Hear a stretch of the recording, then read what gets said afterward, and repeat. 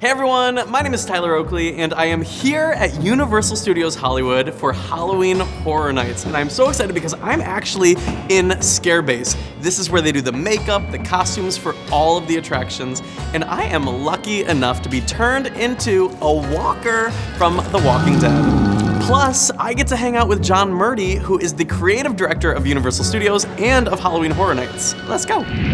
Hey everyone, I'm Tyler Oakley, and I am sitting here with John Murdy. Hello. Hello. How's it going? Welcome to Halloween Horror Nights. Thank you. I am so excited to be here. I went through the mazes last week. I got a transformation today. I feel like I'm getting the whole experience. How did you like it? I lost my voice like halfway through. I realized I was screaming so much.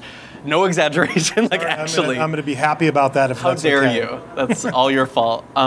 So how'd you get started? Tell me about, I mean, this is like humongous, but yeah, way back in the day. Basically, when I was 10 years old in my parents' garage, the summer that Star Wars, this is really geeky. Which Star Wars?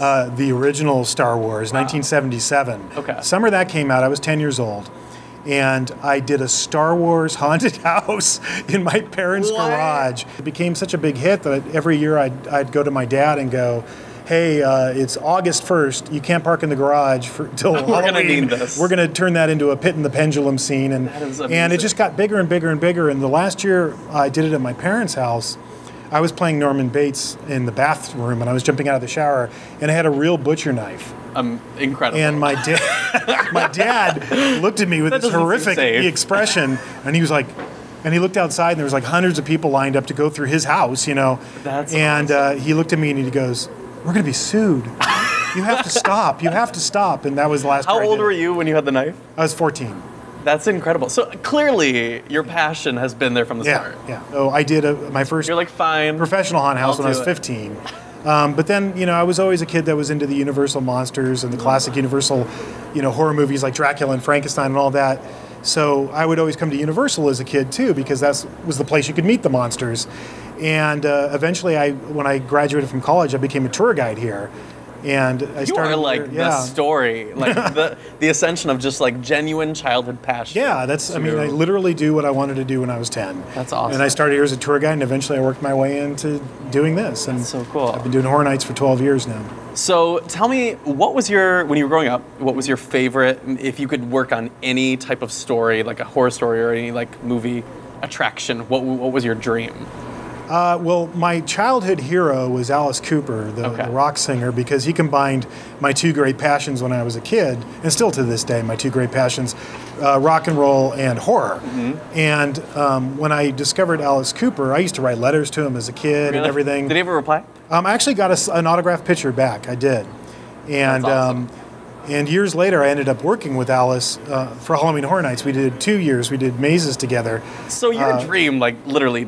Yeah. I got to work with my childhood hero, and another band that I was hugely influenced by when I was young was Black Sabbath and Ozzy Osbourne, and I ended up working with them. And Rick Baker, the makeup artist, who was my hero when I was a kid too, ended up working with him. So through Halloween Horror Nights and Universal, I've gotten to work with pretty much all my people that I worshipped when I was a little kid. That's pretty lucky. Yeah, it is kind of lucky. Eventually, they realized that I knew how to write. And so I became a show writer, and I wrote a lot of things for the park.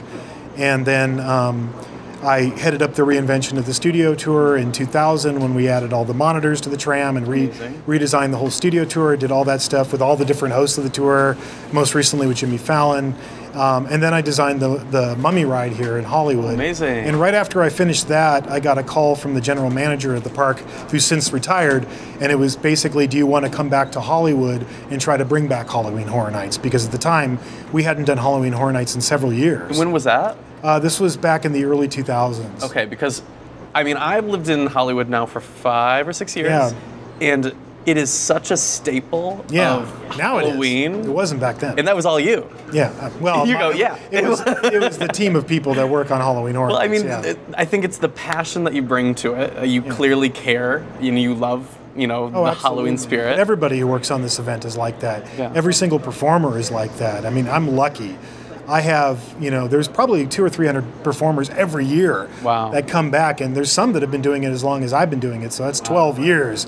of, you know, working whatever job you have and also coming and doing this at night. And it's, I mean, that's a lot of dedication. No, it's not easy. Because the process, I mean, even from just doing a quick transformation, it is a full... Oh, yeah. Like, you have to do that, and then you have to get into character, and then you have to give and we have to do that for over and hundreds over. and hundreds and hundreds of people a night have to go through that process. And if you're a performer, anything that I block for you to do, we did the math a couple of years ago and figured out that in general, whatever you're doing in the event, your scare, you're going to do that about 60,000 times. Holy crap. So you have to approach it like an athlete. 60,000 times a what?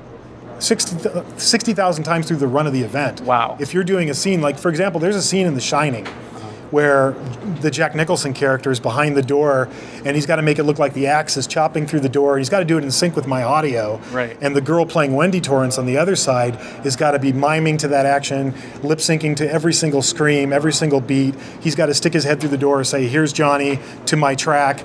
And then she's got to come at him with a knife and try to slash his hand as he reaches through the door. And then they got to reset and start again. They're going to do that 60,000 times. And over they will do that over. 60,000 times during the course of the event. So as the performers, which we call scare actors, I always tell them at the beginning, you got to approach this like you're training to run a marathon. Right. Because that's what it's like to be a performer in Horror Nights once. So what was the latest attraction that you worked on, that you created? In the park, permanent attraction be The Walking Dead. Wow. Yeah. Awesome. Which came out of Horror Nights because we've been working with The Walking Dead almost since the very beginning of the show.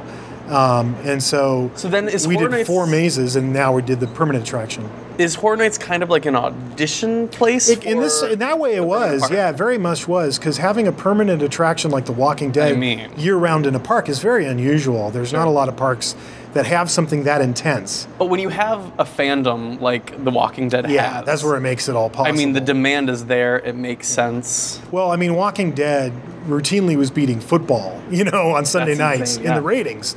And that's just unheard of. I mean, there's no, you know, property. We're living in right now, we're living in a really good time for horror. Horror is very cyclical and it goes through different phases. Sure. And now between what's happening on television, and this year we're probably featuring more television properties than ever on Horror Nights, but also with movies. Yeah, you know, in television we've got American Horror Story, Walking Dead, Ash vs. Evil Dead, but all of the movies that are coming out. What's cool this year too, I think, which is very unusual, is we have all these movies you haven't even seen yet. That's you know, so we have cool. a maze based heavily on an Insidious movie that doesn't even come out so until January. Yeah. So you talk a little bit about The Walking Dead. Sure. Clearly there's passion behind it, but what makes The Walking Dead special and what sets it apart? I think it's the experience of the human survivors on the show and then translating that to our guests. Because if you think about it with Walking Dead, they never stay in one place very long. They're always on the move. You gotta be on the move. You always got to be on the move. So it's the perfect, you know, setup for a haunted attraction. Right. Because you're going to be walking through a series of environments. And since the show is such a wealth of great, you know, every season has multiple environments and some become very iconic, like the prison. Sure. You know, they spent a couple of seasons in there. So we get to recreate these environments so that they look, and every time a cast member from Walking Dead comes and goes through the attraction, and that happens all the time. That's fun. The first thing you always hear them say is, "Oh my God, I feel like I'm back on set." Wow. And that's what they should feel. But for a guest, we want them to feel like how Rick and his crew feel. We want them to feel that intimate oh, absolutely. We want to go for the throat. We want them to feel that terror of what's lurking around every corner. And that's what's so great about The Walking Dead as a property for a designer like myself to create a permanent haunted attraction. There's so many filmmakers I've met at Horror Nights that, you know, I've met them here and they've said, "Hey, you know, we should work together," and then we do, you know. That's cool. That's happened with Guillermo del Toro, that's happened with Eli Roth, that's happened with countless people over the years. You mentioned actors walking through their own mazes. Yeah. Can you recall any specific that might be good stories that? Well, I remember the first Walking Dead maze I took Norm Reedus and Chandler through. And that was a lot of fun. And what was their reaction? They loved it. Okay, good. It's fun it was really fun to watch the cast of Walking Dead go through the maze. Yeah. Because they would set each other up. Really? You know, they would try to like force each other into positions where they knew they were going to get scared. Because some of them went through multiple times, knew what was coming, then took one of their friends through and one of their fellow cast members and totally set them up. That's amazing. And it was, you know, and I'm backstage watching it on the monitors. You know. Have you ever been one of the characters yourself? Yes, I have. Tell me about that. I always think you got to stay in touch with what you're asking your performers to do, because it's really hard. You can get. But one year I came down here to Scarebase, which is where we are now, which is where all our performers get ready for the event every night. And I said, hey, I need a Michael Myers jumpsuit, I need a mask, and I need a knife.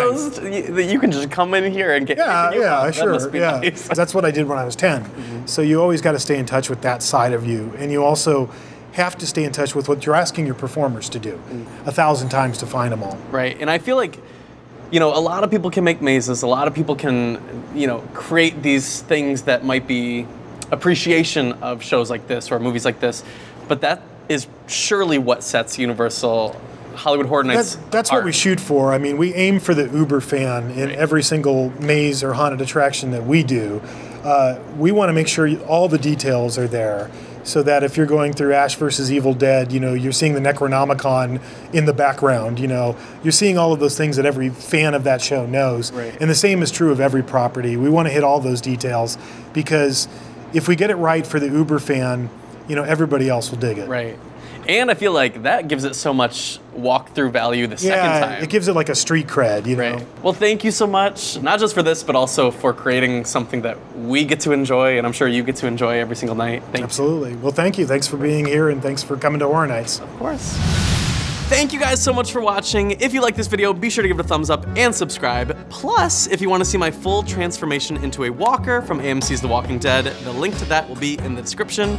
And we want to know, what is your favorite attraction from Halloween Horror Nights? Let us know in the comments below. Don't forget to like this video and subscribe to Skybound for more incredible stuff. That's all for today. We'll see you guys soon.